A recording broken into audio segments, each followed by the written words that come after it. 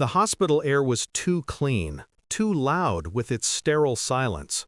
I stood by her bed, the green glow of the heart monitor the only flicker of life against her pale skin.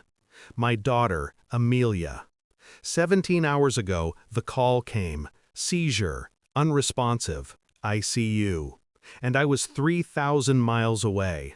I cut the vacation short. I flew all night. No one knew I was coming. Not even Marcus, my son-in-law. I put my hand on her forehead. Cold. I pulled out my phone. A text from Marcus, sent just an hour ago. Stuck on the yacht, rough weather, can't get a signal. Check on her for me, will you? Urgent business meeting tomorrow, can't cancel.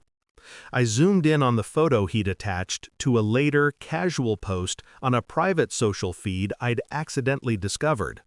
A champagne flute, a dazzling blue ocean. No mention of rough weather.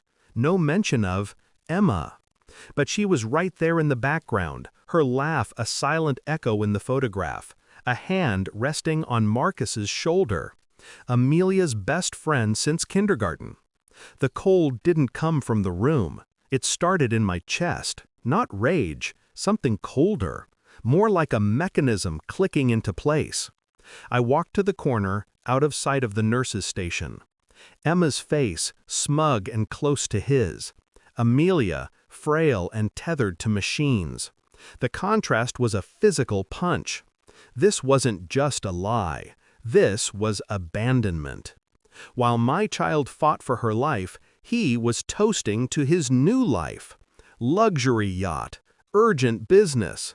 I felt the control return, the cold logic that had built my career. This would not be a confrontation. It would be an operation. I needed the truth to be a weapon, not a shout.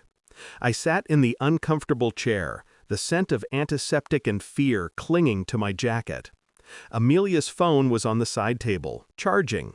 He hadn't bothered to take it. He wasn't thinking. He was drunk on sun and betrayal.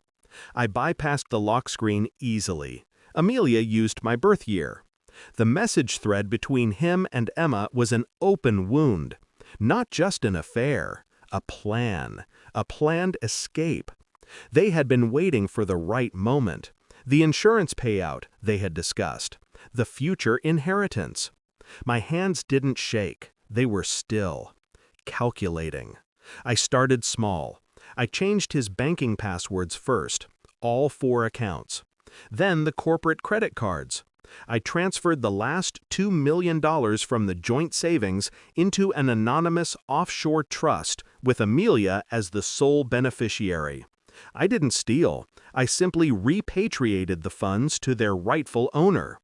His face appeared on the newsfeed again, a live update, smiling, sun-kissed, oblivious. I found his mobile provider app. 5 minutes later, his number was suspended. I messaged Emma from his social account. Don't call me. It's done. I'm cutting all ties. Then I deleted the thread, logged out of the account, and uninstalled the app. He would never know I had been there. The first frantic call came an hour later. It was a restricted number. I let it ring. He was trapped. On a yacht, no funds, no phone, no way to explain. Stranded with a suddenly hysterical accomplice who thought she had been cut out. I watched the heart monitor. It was steady, a good sign. The second call was his friend's number, screaming, incoherent with panic. He was crazy, just like the subject line promised. I picked up. My voice was low, flat. Hello, Marcus. Silence. Then a strangled gasp. How? How? Amelia is critical, I said. And you, Marcus? You are canceled. I heard a crash, a scream, and then I ended the call. No anger, no satisfaction, only the quiet certainty of work completed. I placed Amelia's phone back on the nightstand. She would wake up to a new life, a clean slate, and a quiet fortune. I had done what a father must. I had removed the threat.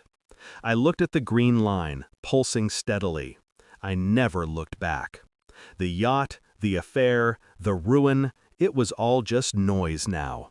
Background static in a life that was finally, truly my own.